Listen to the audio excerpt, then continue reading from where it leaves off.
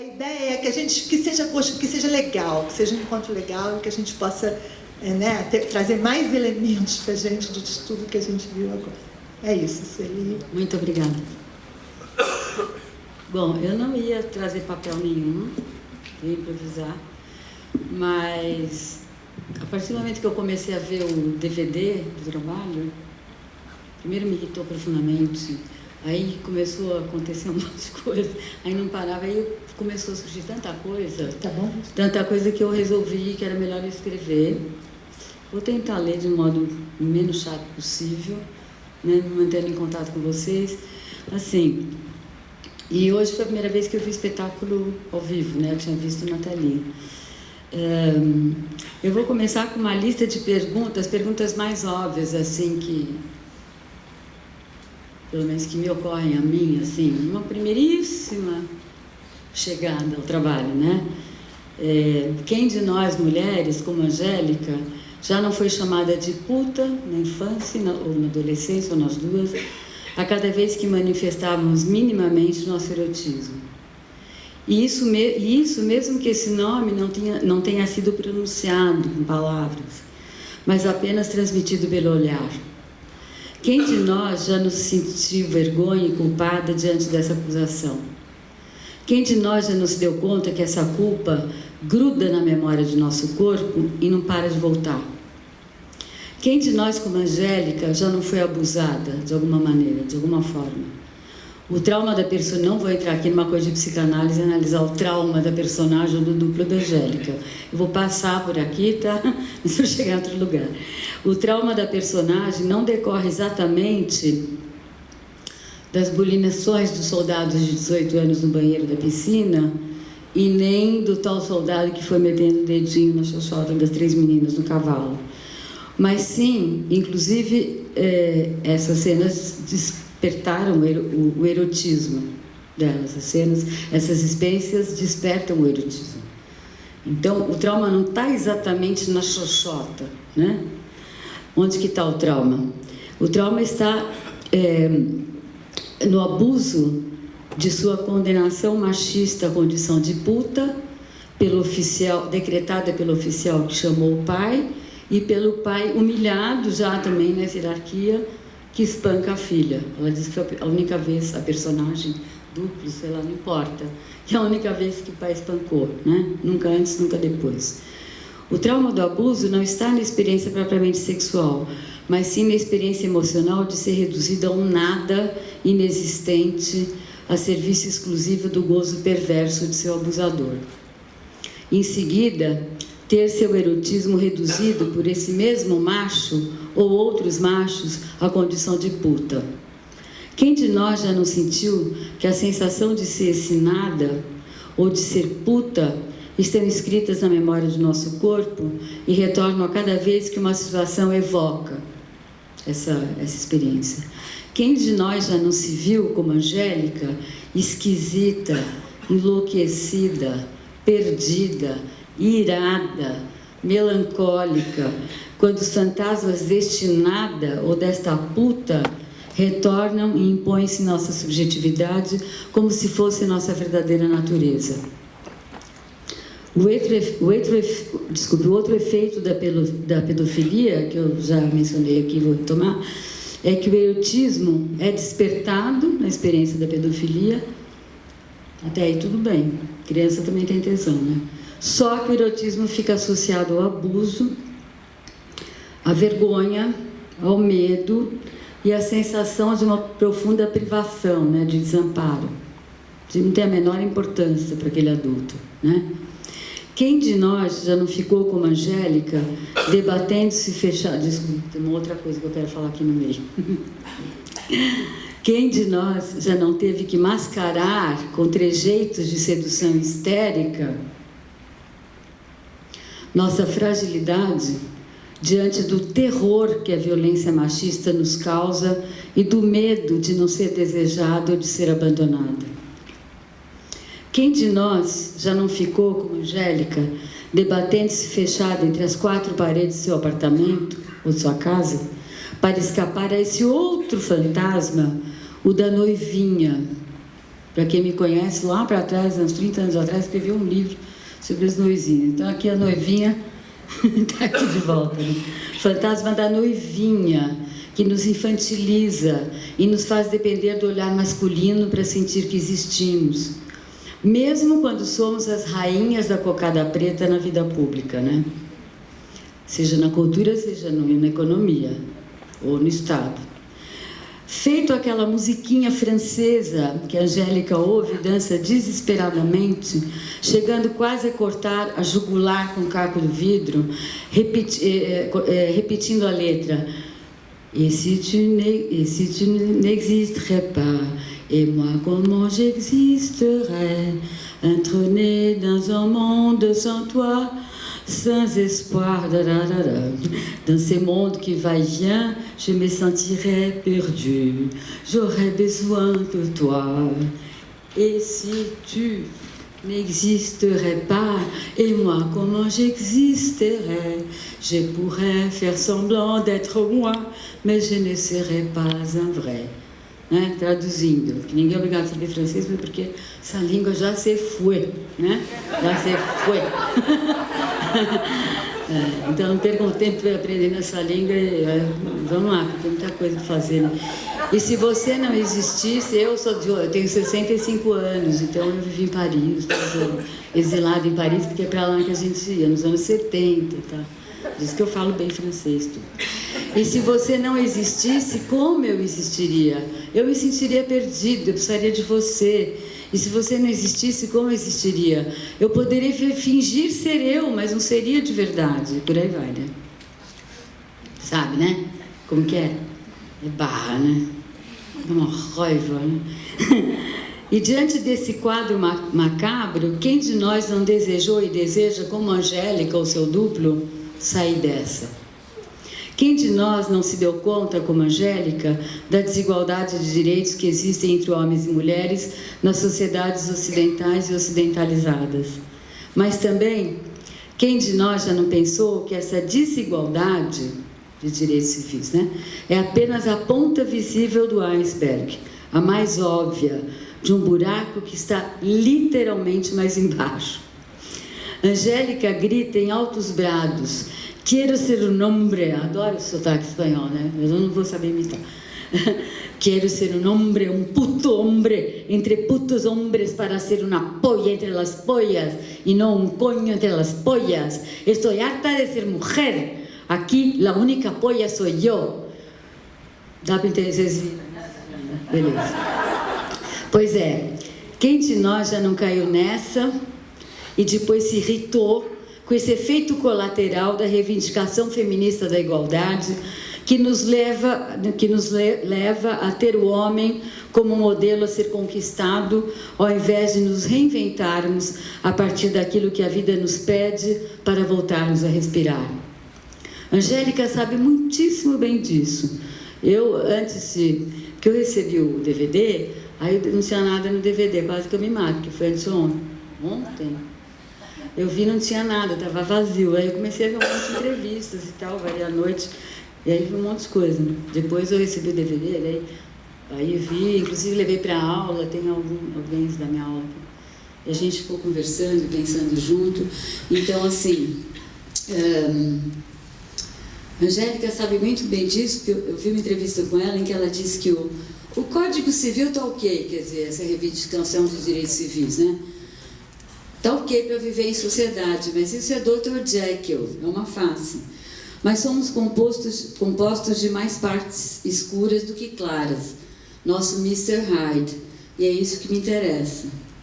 Pois é, como ela, quem de nós já não pensou, sem coragem de dizê-lo?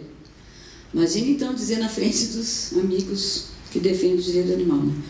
Que a bandeira feminista da igualdade de direitos, que é o mínimo que se pode querer conquistar, né? Isso aí nem se fala.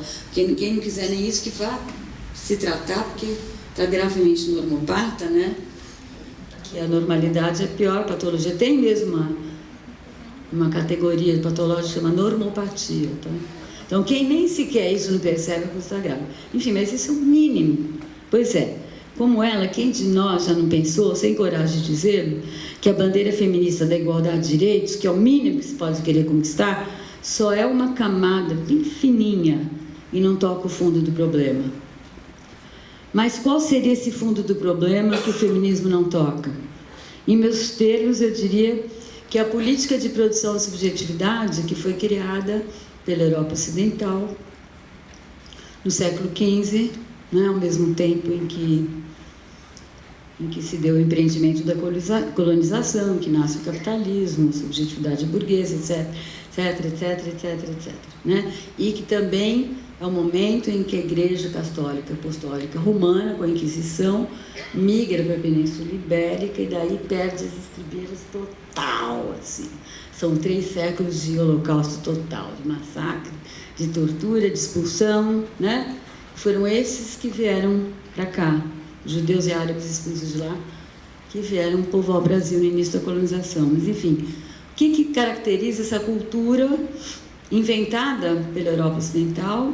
Isso que eu falei, não precisa mais aprender francês, tá? A gente está precisando ajudar os franceses agora, que a barra está bem pesada. Então, assim, o que define a cultura moderna ocidental, um certo aspecto dela, né? E que também foi imposta a todas as culturas que foram dominadas pelo processo da colonização, né? O que define, do ponto de vista, claro, da política de produção da subjetividade, da política de produção do pensamento, da política de produção de cultura. O que define é o seguinte: nós temos basicamente, até onde a gente sabe, porque deve ter muito mais, nossos órgãos de sentido têm basicamente 2 capacidades de apreensão do mundo, tá?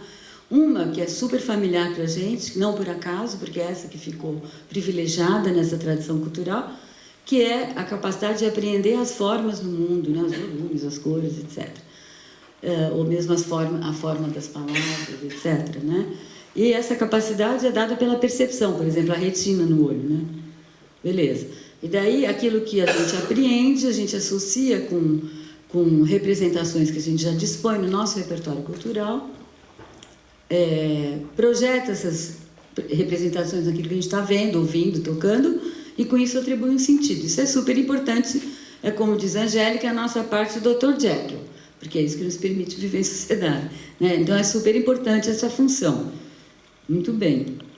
Beleza, então vou chamar essa leitura de sensível cultural, porque é a leitura que a sensibilidade faz, a percepção, e associada com as representações das formas da cultura, por isso que eu chamo ela de sensível cultural. Muito bem. Mas tem uma outra capacidade que nos é muito menos familiar, exatamente porque ela foi recalcada na cultura moderna ocidental, com a qual nós fomos estruturados, já que a gente é fruto dessa cultura, né? Mas não só, mas por enquanto vamos ficar nisso. Né? Então, o que é essa outra capacidade? É a capacidade de apreender as forças vivas do mundo, tal em seus efeitos no nosso corpo. Né? Bom, como é que a gente apreende as forças do mundo e esse efeito no corpo? A gente apreende, primeiro, pelo estado que essas forças produzem em nós, por exemplo, aqui, né? As forças que habitam um gesto pedófilo produzem um certo tipo de estado na menininha, e inclusive no tesão que ela sente. Muito bem. Eu vou chamar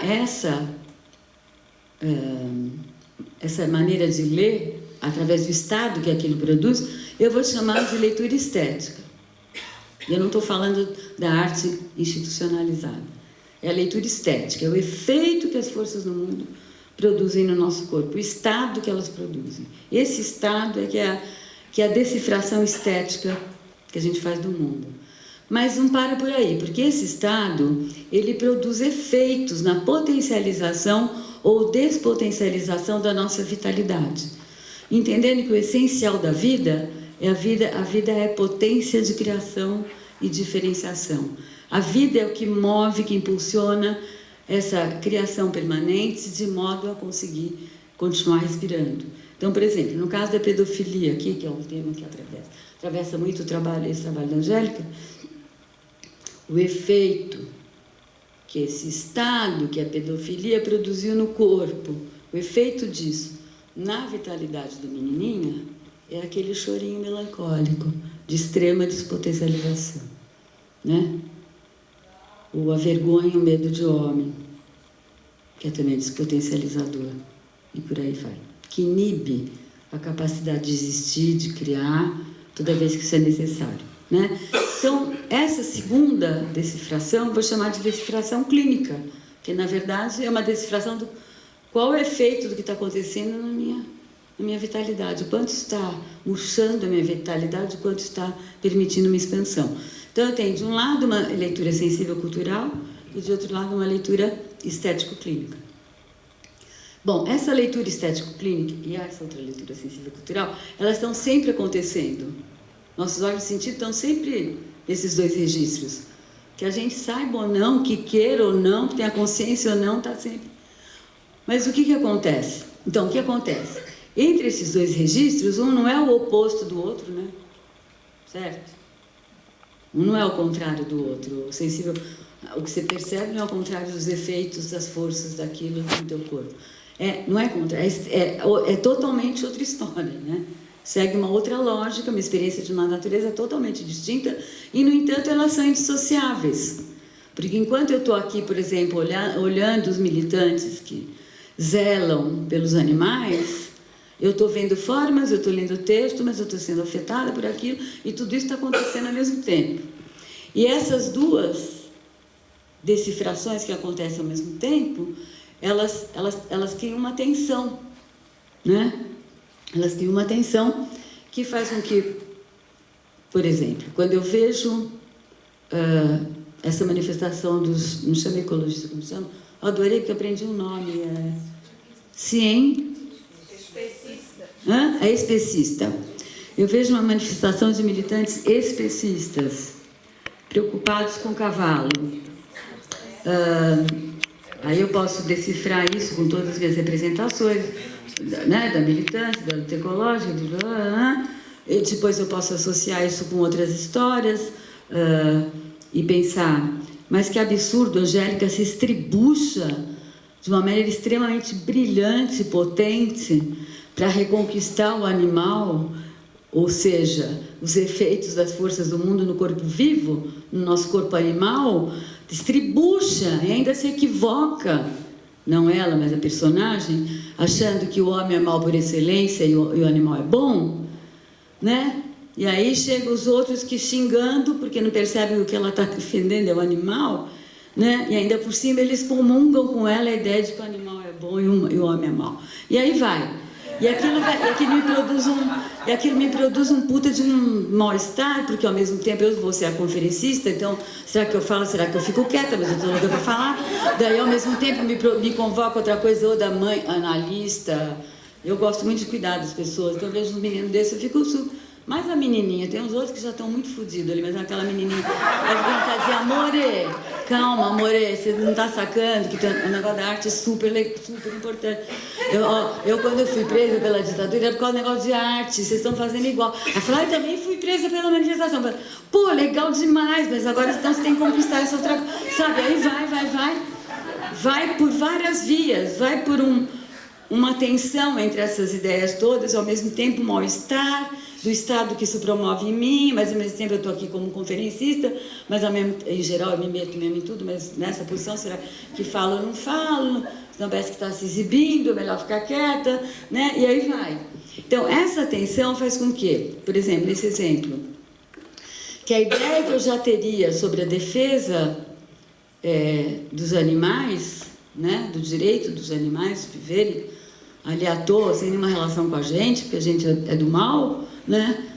Ainda mais quando taca no palco, tudo, né? Então, a ideia que eu tinha sobre isso, as coisas já estavam elaboradas para o meu repertório cultural, que é claro, eu sou uma mulher de esquerda, sempre serei, e sempre defenderei todos os direitos civis, sempre estarei ao lado de todas as lutas, etc, etc. De repente, aquela maneira como eu elaborava aquilo já não faz sentido nenhum, porque tem uma outra complexidade, tem um outro estado que eu não consigo dizer, que eu estou tentando dizer aqui, mas provavelmente nos próximos dias eu vou conseguir chegar mais perto.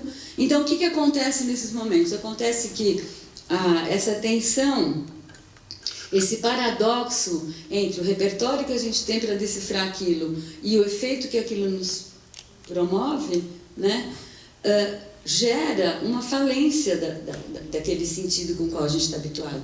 E aí, qual que é o lindo dessa hora? Primeiro que a gente fica totalmente sem saber o que pensar, o que dizer, o que é, o que não é, fica desmapeado.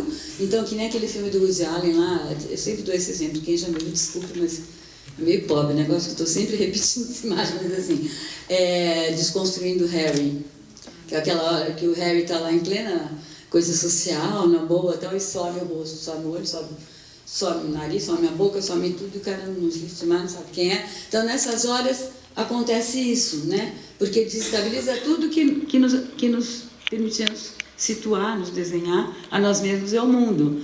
E a gente fica frágil, porque fica totalmente desestabilizado.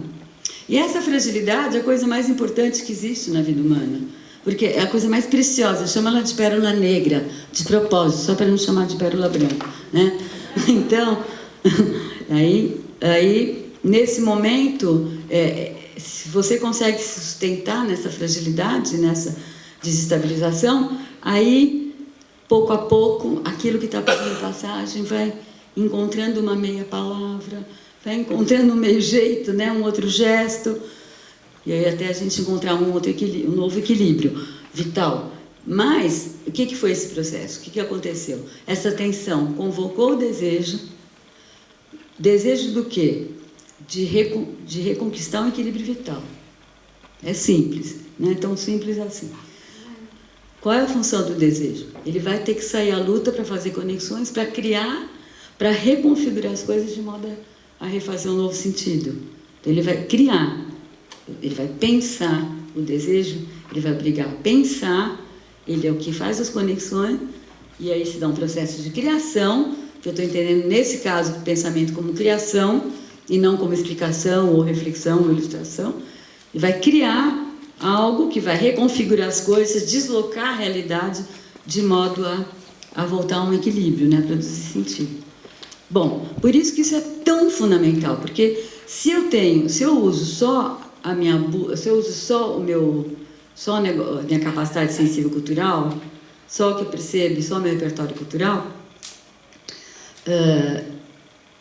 eu, na verdade, uso uma bússola moral, porque eu transformo minhas referências culturais num sistema moral que eu obedeço. Para poder Então, o máximo que eu vou fazer umas recomodaçõezinhas, assim, naquele repertório, e aí eu consigo me aliviar por um segundo, pelo menos dura uma noite, até que no dia seguinte eu estou angustiada de novo. Mas, então, é uma bússola moral. Agora, se eu fico a minha pérola negra, sabendo que o que está acabando não é o mundo, mas é um mundo, né? E que eu estou aqui para criar um mundo toda vez que um mundo está se acabando, né? E ficar ali segurando essa, assim, meio desmapeadona, assim, desestabilizada, né? E aí eu começo então a criar, mobilizada pelo meu desejo, para que ganhe corpo aquilo que está pedindo passagem, né? O que eu vou estar usando? Eu vou estar usando uma bússola vital e não moral. Desculpe, uma bússola vital, e não moral. Por quê? Porque se eu uso só a percepção, né, a cultura, o que está orientando a minha busca de equilíbrio é um sistema moral, que eu quero conservar. Porque eu tenho medo que se essa forma de mim mesma e do mundo se acaba, sou eu que estou me acabando. Eu me confundo com ela, estou grudada nela, né? Feito carrapato. Você sabe que carrapato mata, né? É piquititinho, mas mata, né? Agora, se eu me movo para reconfigurar as coisas, reencontrar um equilíbrio, ouvindo isso que está pedindo passagem, e o que está pedindo passagem é o quê? A vida está sufocada naquele repertório, naquele jeito de ser, naquelas ideias, naqueles jeitos de ler o mundo, está sufocada. Então, se o que me guia é refazer para ela voltar a respirar, o que está me guiando é a vontade de conservar a vida, mas não a vontade de conservar um mundo, um sistema moral, um jeito de ser, né? Então, por isso que eu falei, uma bússola vital, uma bússola ética, porque ela tem a vida como referência e o que eu quero conservar é a vida. Então, ética é diferente de moral. Bom, o que caracteriza, eu fiz um grande passeio aqui, mas o que caracteriza a cultura moderna ocidental deste ponto de vista? O que caracteriza ela é o recalque da decifração estético-clínica, que eu chamo de saber do corpo. E acho que para nós de teatro, agora eu já estava falando para o Rui que agora eu vou migrar para o teatro, porque não é possível, toda hora está acontecendo negócio de teatro e eu estou adorando, né? Então, assim, o que eu estava falando? Eu chamo de saber do corpo. Porque para o pessoal de teatro e de dança, para mim faz super sentido, mas isso sempre faz muito sentido para o pessoal de teatro, de dança e performance, né? Eu chamo isso de saber do corpo, né? Porque são os efeitos no corpo das forças do mundo e os efeitos desse estado que as forças produzem na minha potência vital de criação ou não, ou de potencialização, né? Então eu chamo de saber do corpo. O que caracteriza a puta de la cultura moderna ocidental, como diria a nossa amiga, né? Conho! Não, ela não usa conho, né? Porque aí xingar usando conho não pode. Porque conho é xoxota, né? Ela só usa poio, que é pinto, para xingar, porque na Espanha se usa como xingamento xoxota. Então, o que eu estava falando, gente?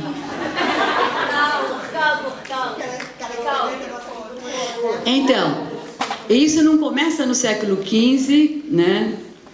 Isso começa com a Igreja Católica Apostólica Romana, isso começa quando Roma decide cafetinar as religiões animistas semitas do Oriente Médio e do Mediterrâneo, que eram as várias seitas judaicas, árabes, inclusive cristã.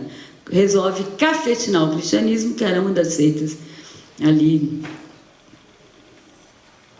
animistas, pagãs, mesmo que remetessem a Deus, etc. É toda uma conversa. Mas, enfim, eram culturas em que o saber do corpo era absolutamente essencial, inclusive considerado superior ao saber livresco. Por exemplo, na tradição judaica, cabalística, que retorna no século XVII como resistência ao iluminismo, primeiro é o saber do corpo, depois é o saber livresco. Quando um guru recebe um discípulo, ele, nessa tradição, né, porque o judaísmo são muitas tradições, muitas merdas, inclusive quem se encontra no poder do Estado de Israel é uma merda absoluta. Nessa tradição, o guru só lava as mãos para receber o discípulo, porque em geral o discípulo que lava as mãos para cumprimentar o guru, quando o discípulo é portador de um saber do corpo e o guru ele é mais portador de um saber livresco, porque é superior, né? Bom, enfim, por aí vai. Então, quando Roma cafetina essas culturas, né, e já condena o saber do corpo e instaura a ideia de que a natureza humana é o mal, é má por excelência, isso estava rondando aqui no palco, rondou também nos manifestantes, né? Quando ela faz isso, e sobretudo quando no século XV a Inquisição migra para a Península Ibérica, aquela desgraçada da Rainha Isabel, aquela filha da puta, e o Fernando de Castela, que aí a Inquisição se instala sem estribeiras, né? Enfim, aí isso, né? Bom, primeiro, uma coisa super importante é que através dessa cafetinagem do saber do corpo e da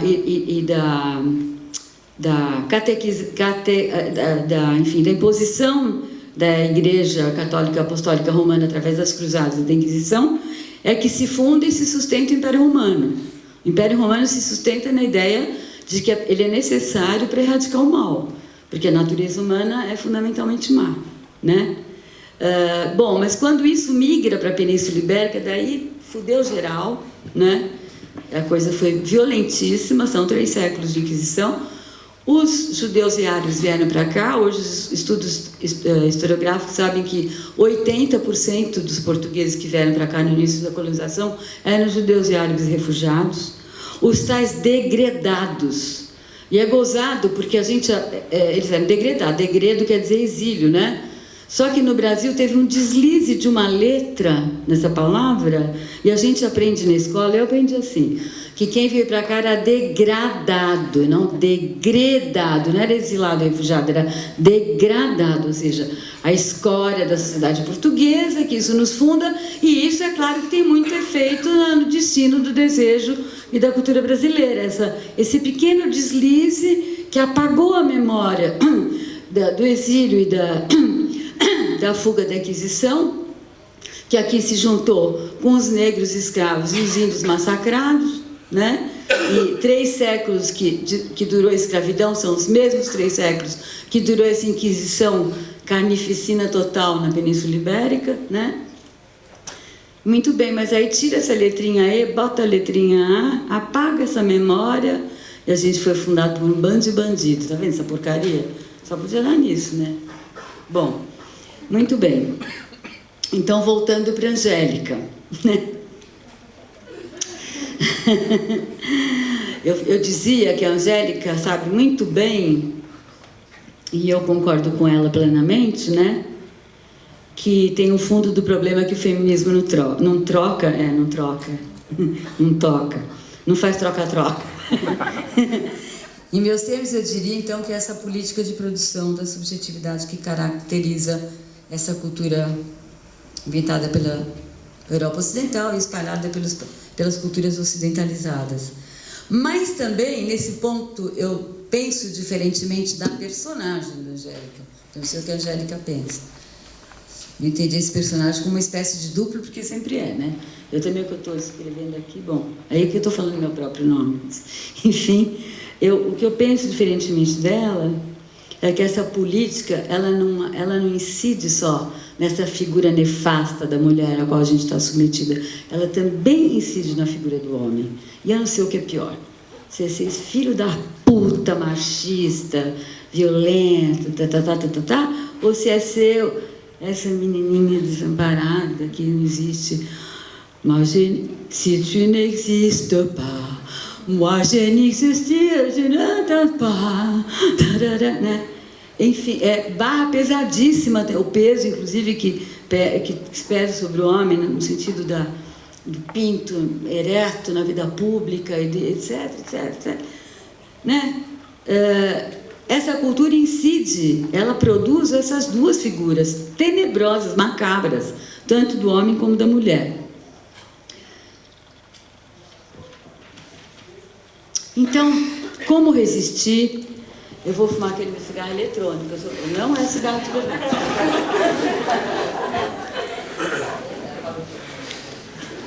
Gente, eu sempre vou parar. Eu gosto quando eu estou fumando isso, estou no restaurante ou no avião. Agora não pode mais no avião, mas antes, eu chegar o cara.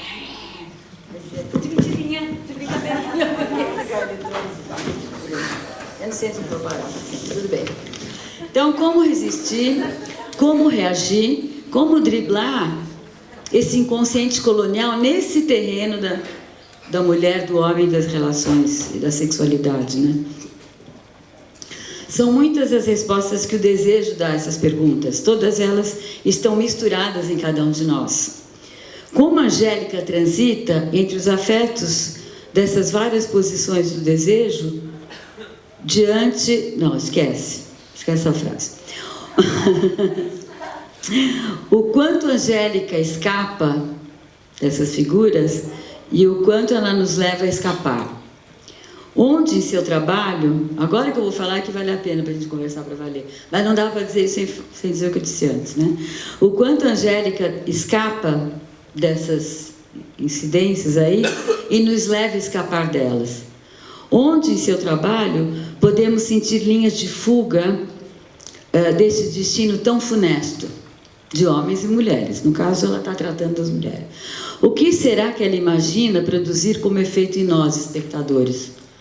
Numa entrevista que ela deu, porque eu fiquei lendo as coisas lá, né, para poder me situar, numa entrevista a Ana Vidal Herrera, em 2007, que ela deu no programa Vozes de Minerva, da Rádio Círculo de Bellas Artes. Eu achei esse programa ótimo, assim. Vale a pena vocês procurarem, não conhecia. A entrevistadora que é bem bacana, perguntou para a Angélica: você gosta de provocar até que as pessoas não suportem mais, né? Aí ela respondeu assim: não. A provocação eu a entendo de um ponto de vista político, como uma confrontação com a realidade. Mais do que nada, não é fazer com que seja insuportável a obra, mas sim fazer com que seja insuportável a realidade. Não é que a ficção tenha que ser insuportável. O que tem que ser insuportável é a realidade a partir da ficção. Quando o teatro não produz esse efeito, diz ela, ele é absolutamente desprezível, banal. Isso vale para as outras artes também e até para textos como esse, tá? Concordando inteiramente com a Angélica, podemos nos perguntar se esse trabalho nos põe de fato a trabalhar o insuportável da realidade ou apenas a consumir as imagens e palavras que ela nos oferece sem que elas nos produzam efeito algum. Bom, o único lugar a partir do qual eu posso e desejo falar é o da minha experiência com o que eu acabo de assistir. Foi assim, inclusive, que você apresentou, que é o que você queria que eu fizesse aqui, e é exatamente o que eu queria fazer. Então, eu digo que esse trabalho nos põe a trabalhar sim, baseado no que se passou comigo. Num primeiro momento, ela ativa em nosso corpo a memória do mal-estar que nos provoca essa realidade regida pelo... Agora eu vou dar para vocês uma palavra bem legal, que eu inventei, tá? Antropofalogocentrismo. Se vocês quiserem, pode falar, para combinar mais com a Angélica, pode falar só assim, ó. Falogocentrismo. Falocentrismo, logocentrismo, falogocentrismo. Eu não falei do logocentrismo, que caracteriza o pensamento na cultura moderna ocidental.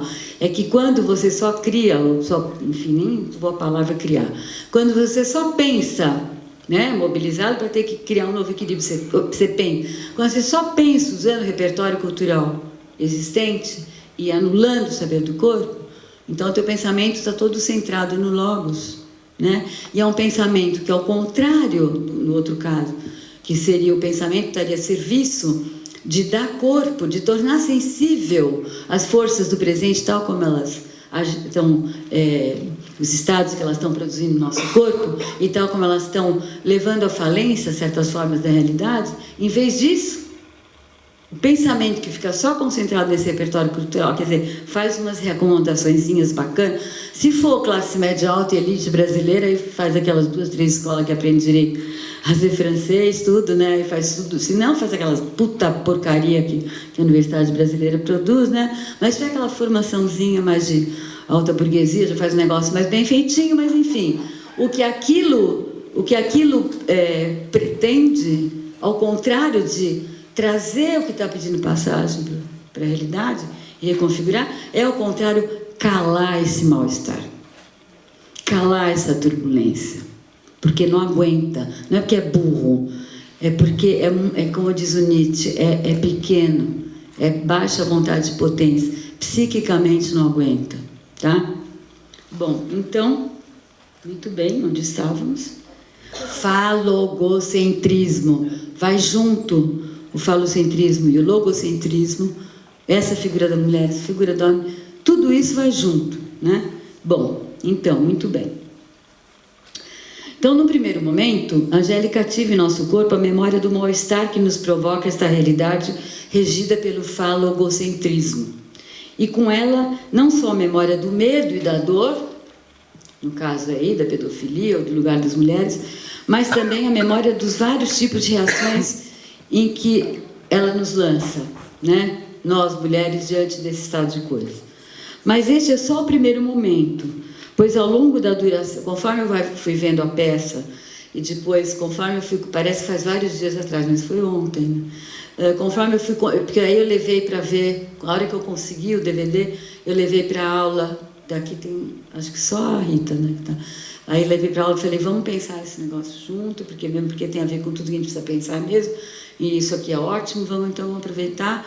Aí a gente conversou, depois conversando com amigos, conversei muito com Rolf Abdelhaden, do Mapa Teatro colombiano, que conhece bastante o trabalho dela, a Rita também já tinha visto outras coisas. E aí, conforme o tempo foi passando, eu várias noites, tenho a impressão que faz uma semana, mas foram surgindo muitas camadas, né? Os afetos que esse trabalho consegue ativar, mais interessantes, não é essa primeira camada que aparece, né? Mas são os afetos do atrito entre esses dois planos que se compõem simultaneamente, que compõem simultaneamente a cena. Essa cena se passa em dois planos, que tem a ver com o que eu chamei de sensível cultural e estético clínico, né? Um deles, que é o sensível cultural, é o plano dizível, é o plano do dizível, do visível, que nos chega primeiro, que é o que me chegou primeiro e me irritou, né? Quando eu comecei a ver. Que nos chega primeiro pelo poder que a percepção e a representação têm sobre nós. Então, primeiro é isso que se ativa, né?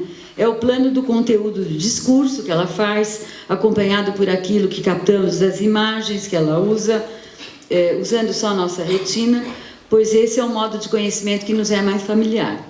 Nesse plano, somos confrontados, já nesse plano, como num espelho, aos clichês das duas reações mais comuns que nós mulheres temos diante dessa situação macabra, né? E porque as imagens e as palavras da Angélica, elas ficam transitando entre esses dois modos de reação, que são o quê? A primeira é aquela em nós que erotiza o lugar da vítima. Ai, que sofrimento! Erotiza o lugar da vítima e, em seu lamento gozoso, mantém-se religiosamente neste mesmo lugar e na dinâmica que criou esse lugar, e com isso mantém tanto essa figura da mulher quanto esse lugar e essa dinâmica. A vítima precisa do algoz. Ela nutre a figura do algoz com suas acusações contra ele, o culpabilizando por seu sofrimento. Ela se autoflagela, se queima, né? Ela se queima ali com os dedos no leite quente, se queima, quase se suicida, ameaça cortar sua jugular, seus pulsos, né? Eu adoro como lá na América Central eles falam, vou cortar os pulsos e fincar na faca em meu coração, né? Esse tipo de coisa, né? E ela ameaça, ela se coloca a si mesma no lugar do Cristo crucificado, né? Ela bota lá, faz o sanguinho dos preguinhos no joelho do Cristo, e o sangue caindo, e ela lá se põe crucificada, e um pouco com aqueles cabelos de Maria Madalena, que também poderia ser o tesão de Santa Teresa, aquele tesão, né, marcado por uma coisa muito característica desse ideário católico apostólico romano, né, que junta a proibição do saber do corpo, que vai junto com a proibição do acesso ao vital, ao erótico, né?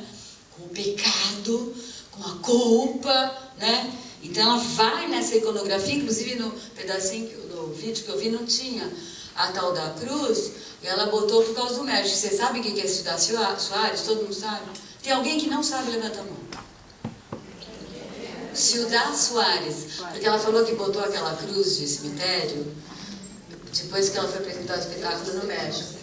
Não, então, gente, eu tenho que dizer, porque no Brasil não sabem nada do que se passa na América Latina e na América Central. O que é? Está na hora?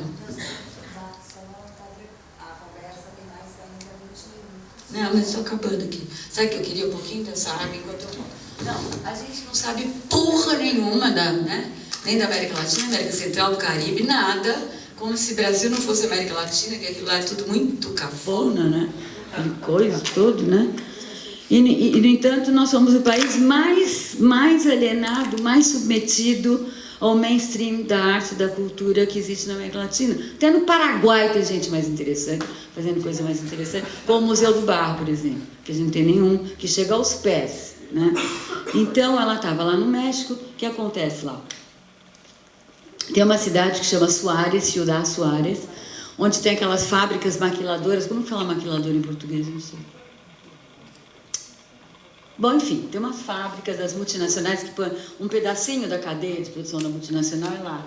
Então, juntou nessa cidade só fábricas e fábricas e fábricas, esse pedacinho, né?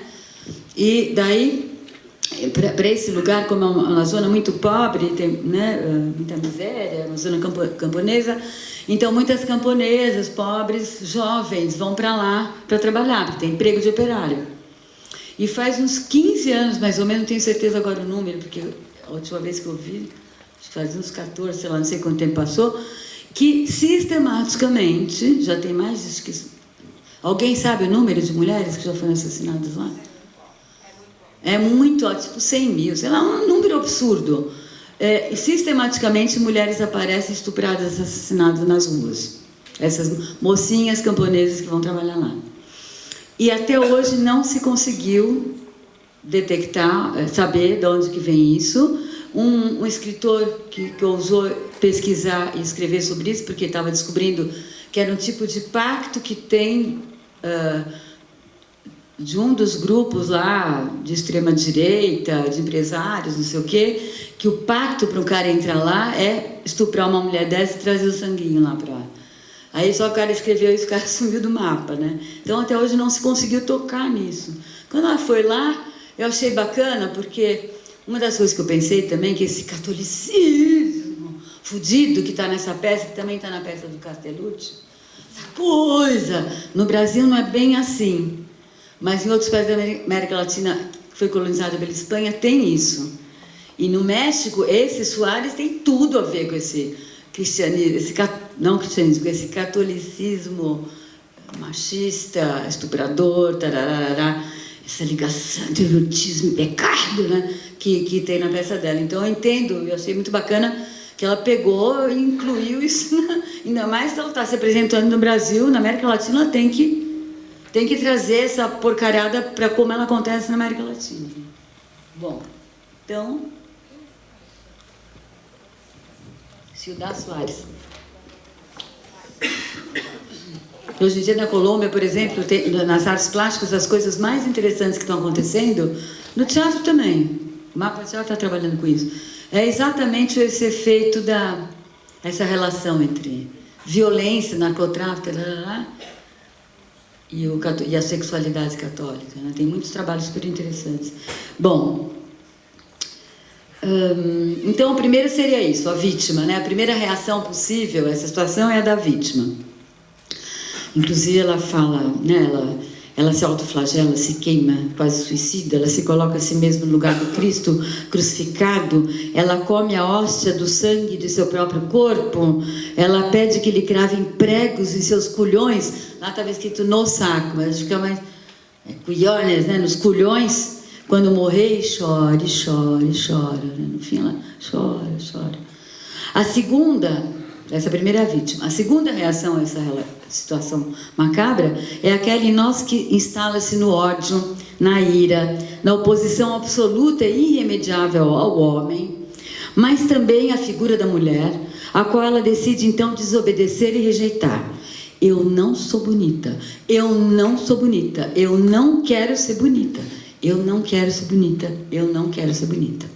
Ela não quer ser a loira burra que chupa bem o pau dos homens e se exibe com este seu virtuosismo em capas de revistas e painéis publicitários, como o grande trunfo que a faz ser reconhecida, admirada, desejada e amada. Angélica diz que ela deve ser atriz ou bailarina. Ou seja, Angélica diz, eu não quero ser atriz, eu não quero ser atriz, né? Se for isso.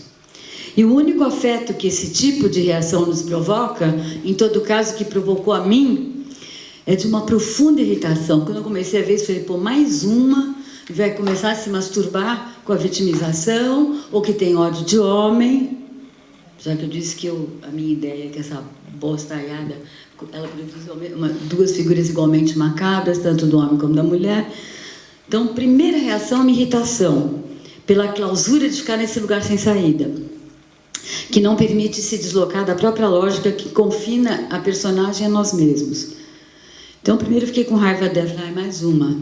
Depois eu vi que essa raiva, ela provocou em mim mesma, contra essas falsas saídas. Que, na verdade, essa raiva, ela trabalha muito com isso, né? Ela coloca em cena esses estereótipos. No primeiro momento eu tomei em primeiro grau, né? Depois eu vi que está em cena os estereótipos nos quais nós estamos nós ficamos totalmente trancafiados, elevada à enésima potência, né? Então, eu me dei conta e começo a pensar outra coisa, né? Bom, porque daí a gente que fica querendo mais. Porque quando vê que a coisa está completamente confinada nisso, bom, e daí? E aí, então? Né? No entanto, paralelamente, num outro plano, esse era o plano visível, dizível, tá? As imagens, o discurso e tal. A pele externa, né, das imagens e das palavras. No entanto, paralelamente, num outro plano, invisível e inaudível, atua na cena uma força poética do que está por trás das palavras e das imagens. Aqui começa a decifração estético-clínica. Do que está por trás das palavras e das imagens, a quem ou além de suas formas ou conteúdos, exclusivamente marcados, forma e conteúdo, exclusivamente marcados pela rebeldia, seja da vítima, seja da irada. Seu corpo, com seus movimentos e posturas, os vários timbres de sua voz, sua relação com os objetos, conseguem pôr em cena forças que se degladiam como num campo de batalha. A cena converte-se nesse campo de batalha, entre forças díspares que habitam seu corpo e invadem o espaço. Por trás de seu discurso beligerante ou de vítima, provocador do público, a verdadeira luta não se dá entre ela e o público, mas entre ela e ela mesma. Uma luta em que quem é provocado é a própria realidade. Há entre essas duas camadas uma luta de forças. Entre, de um lado, o que a cultura dominante coloca a dispor da Angélica, e portanto a nosso dispor, para compor o discurso dela, que é nosso discurso, as imagens dela, que são nossas imagens, né? Por um lado, né? O que a cultura nos propõe para compor esse discurso, essas imagens. E nesse plano, ela está e nós estamos totalmente submetidos. A gente acha maravilhoso. Aqueles carinha de pé aqui, estavam se achando os maiores heróis. Assim, o afeto daquilo assim. Nós salvaremos os animais. Né? Então, bom, né? Então, assim, num plano, você monta teu discurso e tuas imagens com isso e você fica totalmente submetido a isso, né? Entre a vitimização e a ira. Mas do outro plano, as forças que agitam seu corpo e entram em atrito com essas representações. Uma luta entre forma e força. Provavelmente é nessa luta que a Angélica nos interpela, pois ela põe seu corpo nesta luta, ou melhor, ela põe em cena esta luta em seu próprio corpo e no corpo dos objetos. Na última cena, como quem entrega os pontos e reconhece a derrota, Angélica se envolve num cobertor, né? Se cala, se apaga, se afoga na melancolia ou no esgotamento, ou nos dois, e sai de cena. Você viu que ela nem voltou. Os aplausos só ficou o cavalo lá para ouvir os aplausos com perfeita indiferença, né? Ficam os rastros, na cena o que fica? Os rastros dessa batalha em glória, aos quais o cavalo olha indiferentemente. Cacos de vidro espalhados pelo chão, garrafas jogadas, restos de comida, líquido, leite, cerveja que molhou todo o chão. Aqui não era coelho, ela botou um tatu, né? Porque antes era um coelho, e aí aquela imagem dela sentada com o coelho no colo lembrava uma imagem emblemática do Boys. Aí sei lá porque ela tirou o coelho e botou o tatu. Acho que é para não encher o saco o negócio de Boys no meio, né? Porque muita gente deve ter falado isso. Então, tem coelho, tem cavalo e tem passarinho. Tem tatu empalhado, passarinho empalhado e cavalo vivo. Vocês viram que uma hora os meninos foram até ali fazer uma peça ritual de bênção pro tatu empalhado, vocês viram? Eu, com a fauna e a flora, eu sou de uma ignorância, é tamanduá. Eu também não sei. De hoje, botou cartazão. Ele era empalhado. Então, ao mesmo tempo tem toda uma história aí. É que eu estou usando a coisa do bufão dela, que eu adorei. Bom, quem falou do bufão foi a Rita Natal, inclusive. Bom, Na última... Ah, é porque eu pulei um negócio aqui. Ah, não pulei. Então ela entregou os pontos, foi a derrota, se enrola no cobertorzinho e sai melancólico, esgotado, tarararará, né? E ficam esses restos, como um resto de batalha mesmo, né? Tudo, e aí eu estava conversando com o Rui, que serão esses fios, né, que ela amarra no fio? E o Rui estava falando um negócio que eu achei que fez muito sentido. Porque, como tudo isso está vivo e tudo isso está movendo a cena, no invisível e no indizível, né? E fica tudo arrebentado, jogado ali, aqueles fios, eles ligam todos os pontos da cena e todos os objetos a um ponto só, que é esse aqui. Inclusive, acho que é o meio do palco, né? Então, aquilo que é visível, inaudível e invisível, forma a cena, e é essa cena que fica, né? A esse respeito, não, isso eu não vou falar, não vou perder tempo, porque eu ia comparar um pouquinho o trabalho do Bertolucci. Aí já é uma outra história, do Castellucci com esse, deixa para lá, porque um é a Itália, outro é a Espanha, os dois têm a coisa da Igreja Católica, etc, etc, de uma melancolia. Eu não vou falar disso, mas então, essa melancolia que hoje em dia está muito presente na Europa Ocidental, né, nessa crise. Isso, pulando isso aqui. Eu acho que, de repente, se sobrar tempo aqui depois, você retoma isso. Acho que tem gente interessada nessa comparação, né? Então. Não, aqui só... Porque eu faço duas comparações enormes. Então, só uma melancolia, sem ler isso tudo aqui. Só tem essa melancolia, tem a coisa do catolicismo, e tem essa melancolia, porque lá no Castellucci, nos Castellucci, termina com Senhor é meu pastor. Não, Senhor não é meu pastor, depois tira o nãozinho, cai. Melancolicamente. Sim, Senhor é meu pastor. E aqui também, né? A batalha. Mas pode ser outro. É você. É you are. You are. É you. É que o you. Você, é que o you, como refere a frase bíblica Senhor, e como o you ali, ele pode falar you, porque ele está falando com Cristo aqui. You. Aqui a gente não está com a imagem de Cristo, então acho melhor voltar para a frase Senhor é meu pastor. Mas lá é you, porque tudo se refere àquilo, né? Achei a conferência do Lamer, embora fosse uma conferência muito sofisticada para uma palestra, mais um texto, mas achei que ele pegou um negócio lá fantástico, né? Mas era difícil ouvir naquelas condições, né? Mas então, tem essa melancolia, né? Porque aí, o Senhor não é meu pastor. Aí cai o nãozinho assim. E a última cena, o Senhor é meu pastor, né? E aqui, tá essa batalha toda entre a vítima e a irada, e isso não tem saída, é uma derrota, e ela está extenuada e melancólica, né? Então não dá para sair, né? Essa melancolia e esse esgotamento está muito presente na Europa Ocidental nesse momento, né? Então, assim...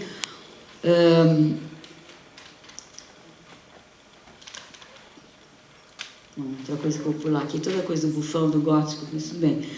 Então, vamos para essa questão final, assim. Como chega até nós, essas questões? Porque isso foi feito dentro de um contexto europeu, um público europeu, que está, assim, a Angélica, por exemplo, acho que ela usou, isso eu pensei graças a Rita Natalio, ela usou o bufão gótico para aquilo que ela diz, né? Para que a ficção não seja insuportável, mas que a realidade se torne insuportável através da ficção. Então, ela usou a figura do bufão e do gótico. Depois, eu lendo um pouco sobre o gótico, eu soube que na Espanha foi importantíssimo, desculpa, o bufão, foi importantíssima a figura do bufão lá no reino do Filipe II, tal, ela é espanhola. Então, ela usa isso. Aí eu fiquei pensando, mas como que isso bate para nós? Tanto essa pregnância da melancolia, quanto essa figura do bufão gótico. Como que isso está para a gente, né? Porque, evidentemente, nós somos estruturados e fundados como uma extensão, né, da Europa moderna ocidental, uma extensão colonial. E, portanto, todas essas questões que estão aqui, todos esses personagens estão presentes em nós, mas nós não podemos esquecer que, mesmo que a gente não queira, ou não reconheça, ou não queira saber, nós somos crioulos, né? Mesmo eu com essa minha branquice absoluta, loira, tudo, eu sou crioula. Porque é aqui que se estruturou toda a minha subjetividade, né? Então, tem aquilo, só que tem essa cultura ocidental, mas quem veio para cá é quem fugiu dessa história. E que era portador do saber do corpo. E que se misturou com tínhamos 1000 culturas indígenas portadoras do saber do corpo, que ainda estão aí, tem 270 que sobraram, né? E as culturas africanas várias que vieram para cá. Então, na nossa memória do corpo, nós temos isso tudo, mas, ao mesmo tempo, né, nós temos como ativar uma outra espécie de memória onde o saber do corpo é possível. O saber do corpo é sempre possível, mas digamos que é mais fácil para nós do que para um alemão. Como diz Caetano, filosofar não é só em alemão, né? Saber do corpo pega mais nas ex-colônias, onde existe a contaminação de culturas, onde isso é um elemento absolutamente essencial e central da produção do pensamento, né? Então, assim, eu me perguntei como que essa melancolia e o uso do bufão e do gótico bate para nós. E outra, né? Se a gente se reconhece nisso tudo, e se é evidente que isso só pode acabar nesse caco de vidro quebrado, né? O que esse trabalho nos... Quando a gente se reconhece, se confronta como no espelho, nesse tipo de reações de rebeldia a esse estado de coisa, bom, então, o que poderia acontecer? Ou melhor, o que já estaria acontecendo, pelo menos na minha experiência e na experiência das pessoas com quem eu convivo, né? E aí, eu queria... E acho que a gente tem uma grande responsabilidade na América Latina, em todas as ex-colônias, mas particularmente na América Latina, porque até a segunda ordem a coisa está indo bem aqui, mas começou a cair, né? Caiu o Paraguai, para que a Venezuela, a coisa começando a cair. Mas até um momento, nós temos um momento privilegiado de esquerda na América Latina para poder estar retomando esse outro plano, né? Que é o plano micropolítico, temos condições, que é diferente de uma ditadura ou num sistema estritamente neoliberal, a gente tem uns regimes que têm condições da gente estar ativando essa memória do nosso corpo, esse saber do corpo, como você não acha? Eu não acho que caiu nenhuma coisa muito boa a Venezuela e não acho que tem essa mudança.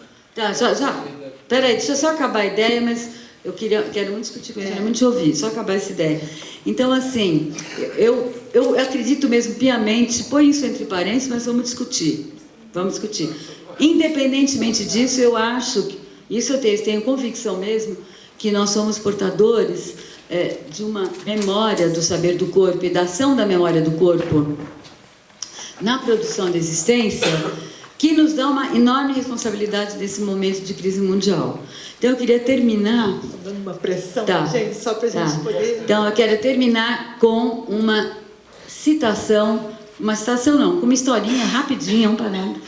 Uma escritora brasileira, tá, daqui de São Paulo, que vai lançar seu livro em breve, ela escreveu uma dedicatória. Nesse livro eu vou ler essa dedicatória, porque eu acho que aqui tem uma espécie de caminho de saída que passa pelo saber do corpo, e é uma escritora brasileira.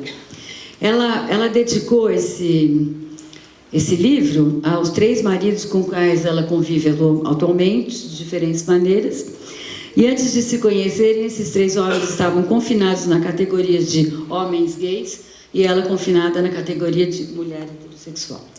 O que os uniu foi certamente o fato de que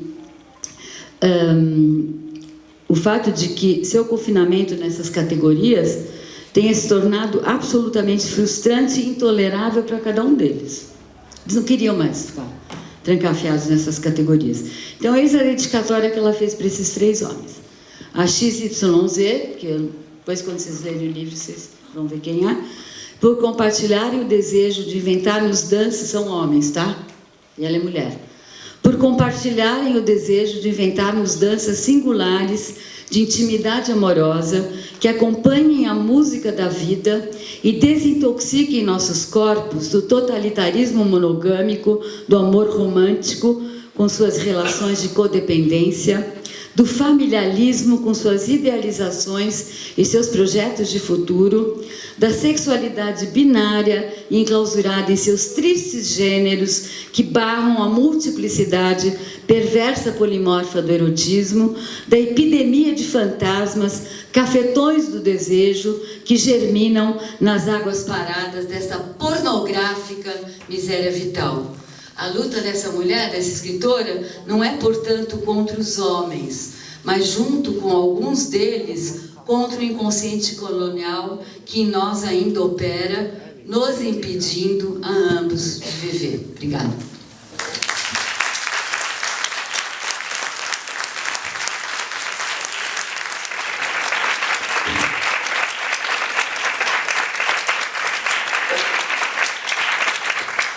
Não sei se a gente vai ter um tempo de uma conversa, se a gente não tiver, que a gente continua lá fora, eu acho que sim, né? Eu acho que tem.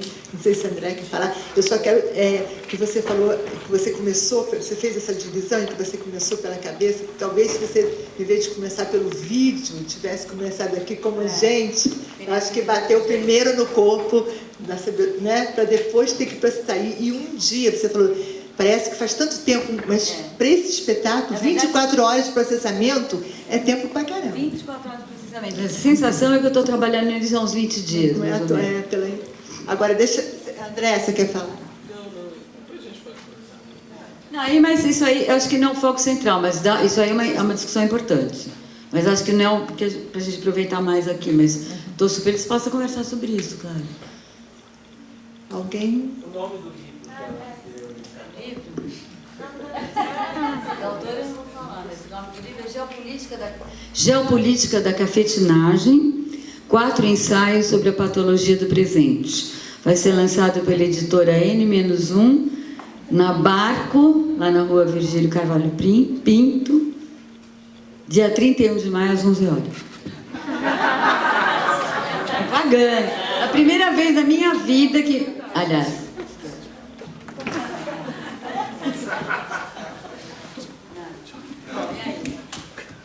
Eu queria só dizer uma coisa. Não precisa, porque senão não vai gravar. Você faz o meu sotaque, enfim. Senão não grava.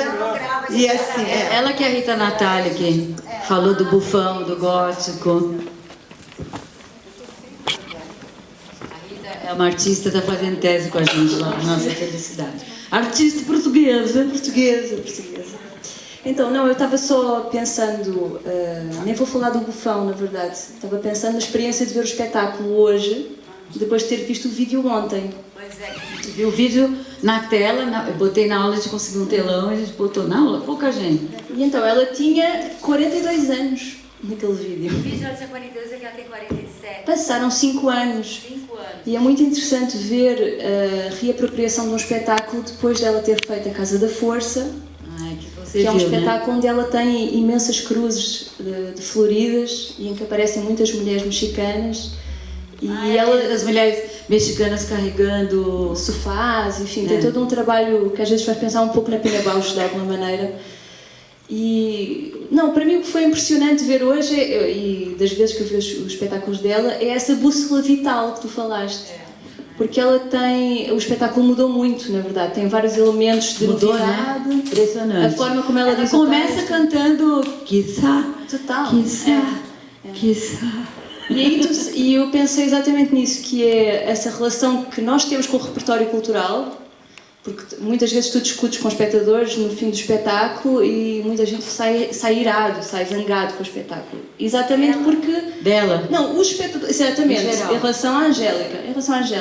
Porque gera uma discussão sobre essas imagens clichêticas, digamos, esses lugares comuns da mulher ferida. E eu penso que... a gente fica nessa bússola moral que tu estavas a falar, fica nesse lugar de imagens fechadas que não têm qualquer vida, não vão para além desse clichê. E hoje eu senti, a pensar exatamente na experiência de ontem de ver o vídeo, que ela, enquanto performer, ela carrega na sua forma de entender a ação, ela abre muito o clichê. O clichê ele é apenas um referente dramatúrgico. Daí esses filmes, isso é lindo. Ele é uma pele externa, coisas. assim, né? Mas eu achei lindo isso, o referente dramatúrgico. Está mais claro do que a tua palavra está mais clara do que eu consegui dizer, porque eu estava vendo mais ou menos isso. Mas é exatamente isso. É o referente a partir do qual tudo vai. É de uma força impressionante. Eu comecei com raiva e acabei totalmente apaixonada. E esses fios que tu falaste também, eu acho que fazem sentido nesse amarrar os pedaços, não é? Os fragmentos de coisas que ela vai ter que reativar cada espetáculo. Num dia vai ter uns loucos que vão trazer uns cartazes contra o cavalo, no outro ela estará no México, no outro ela estará na China, enfim. Tem a questão da tradução. E eu acho que aí dá para entender. A tradução não estava muito boa. Não, estava tendo. Põe ficções. Deve ter feito rapidinho. Mas, Rita, muito interessante, muito obrigada. Mas eu também fiquei, porque eu estava super feliz que hoje eu ia ver ao vivo. E aí, tanto que eu cheguei assim em cima da hora, e eu fui lá atrás e pedi para o Zé na cadeira aqui. E realmente aí começa. Eu também fiquei muito tomada por essa história do 42 e 49, né? Ou é 7? É 7 ou 9 que ela falou? Porque 9 não é igual a 7. É 7 agora. É 7 agora, 5 anos depois. Lu, você quer falar? Só, Sueli, aqui. Só duas coisinhas muito rápidas. Não são nem perguntas, são informações, porque vocês falaram do bufão gótico. E na conversa com ela falou que Ele entrevistou durante o processo de criação desse espetáculo, ela se espelhava muito no imaginário de uma estrebaria medieval. É muito interessante. E a gente soube agora lá atrás que eu quis ir conhecer o cavalo e que foi a primeira vez que o palco foi invadido. Foi a primeira? Olha, esse negócio da estrebaria medieval é bárbaro, porque se você vai olhar toda a história do gótico, tem 1000 histórias que são camadas, mas uma coisa muito interessante é que ele sempre aparece, ou ele aparece em contraposição a essa tendência na arte, na cultura de recalcar o saber do corpo. Ele sempre emerge com violência em situações que isso está predominando, né? Então, na Idade Média, por exemplo, lá no século XVI, por exemplo, que é o momento onde isso se instala total, também tem muitas escolas góticas por aí. Então, assim, ela se inspirar na estrebaria gótica, sendo espanhola. O Filipe II foi com que século, hein? Que aí minha burrice histórica não permite saber. Hã? Acho que é 17? 16, então, olha aí, logo depois, né? Então tem a figura do bufão, tem a figura tem o gótico e tem também aquela menina de 47 anos que viveu os anos 80 e foi gótica, né? Eu imagino, sei lá, estou imaginando. Menina de 47. Sabe que a gente estava conversando rapidamente ali fora e a sensação que dá, a primeira, né? Porque é muito difícil você processar logo após, assim. Mas a primeira era de alguém que ressente isso que você falou, da vítima e do ódio e de uma vitimização quase masoquista e que ressente... Tem a erotização. Mas assim, e se fere porque tem uma ferida que não tem cura, então é uma tentativa de ferir de novo e de reparar, mas não tem reparação possível. E era como, minha primeira impressão, era como se ficasse nesse plano dela, não estou dizendo que é ruim ou bom, dela, uma cena feita para você reparar uma ferida que não tem reparação, porque é impossível alguém que foi estuprado aos 9 anos conseguir se reparar, não tem reparação.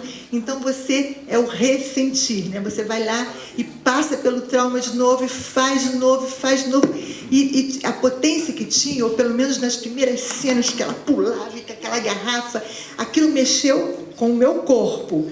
Tinha uma potência no espetáculo que estava mexendo com o meu corpo sem eu ainda processar, e aquilo estava muito forte. A entrada, para mim, deu uma cortada. Eu achei aquela entrada, tudo muito absurdo, porque assim, deu vontade de falar, Caramba, entra dentro do trem da Central do Brasil às 6 horas da tarde e vai lá protestar contra aquelas pessoas massacradas naquele trem, porque esse cavalo está mais bem cuidado do que eu, provavelmente. Mas, enfim, era tudo tão banal, tão, que me cortou. Assim, aí me cortou essa tripe que vinha da força dela, do corpo, do que eu acho que é o que ela se propõe, que não é...